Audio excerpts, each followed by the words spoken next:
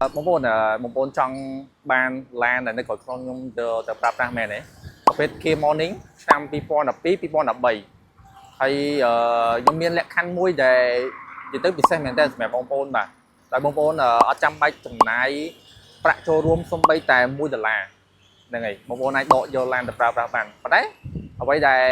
ជាលក្ខខណ្ឌតម្រូវឲ្យបងប្អូនវិញគឺបងប្អូនត្រូវទី1បងប្អូនត្រូវមាន CC law ចំណូលត្រឹមត្រូវបាទមានចំណូលត្រឹមត្រូវធ្វើការត្រឹមត្រូវបើសិនជាយើងរកស៊ីនៅមុខរបរមួយត្រឹមត្រូវបាទអញ្ចឹងក្នុងករណីនេះគឺអ្វីដែរគឺយើងធ្វើការសិក្សាជាមួយនឹងស្ថាប័នធនាគារដែលជាលក្ខខណ្ឌគឺយើងអត់ត្រូវការចូលរួមទេហើយសម្រាប់ការបង់ប្រចាំខែវិញគឺត្រឹមតែ200ស្តើងទេបងប្អូនបាទ200ស្តើងបងប្អូនអាចដកយកទៅបានហើយតែបងប្អូនមានត្រូវជាមួយនឹងលក្ខខណ្ឌបាទខាងស្ថាប័នធនាគារហើយតកតងនឹងឯកសារវិញគឺងាយបាទបងប្អូនផ្ញើទៅអត្តញ្ញាណប័ណ្ណផ្លូវគ្រួសារហើយនឹងលិខិតបញ្ជាក់ប្រាក់ខែបងប្អូនហ្នឹងហើយបើសិនជាបងប្អូនរកស៊ីអាចសិក្សាផ្ទាល់បាននៅទីតាំងបងប្អូនបាទហើយឥឡូវត្រឡប់មកឡានបន្តិចបាទអញ្ចឹងលក្ខខណ្ឌមានតែប៉ុណ្្នឹងងាយបាទបងប្អូនដកយកឡានបានហើយជាមួយនឹងគុណភាពឡានរបស់ K Auto គឺបងប្អូនបាទធានាជូនបាទ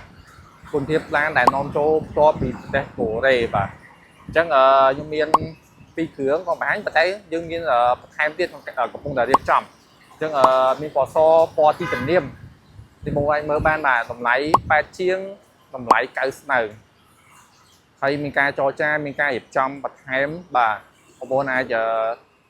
តាក់ទងមកកាន់ K Auto បានបាទទីតាំងយើងនៅទៅមុខនឹងសាលាកាត់ខ្លាំងក្នុងហើយជាមួយនឹងការធានាត្រឹមត្រូវពីការ៉ាស់ K Auto បាទបងប្អូនដែលមានតម្រូវការ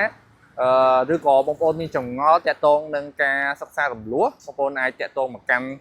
លេខទូរស័ព្ទនៅខាងក្រោមបានបាទយើងនឹងផ្ដល់ព័ត៌មានលម្អិតជូនបាទបងប្អូនដែលមានចំណាប់អារម្មណ៍តាក់ទងមកនេះបាទសូមអរគុណ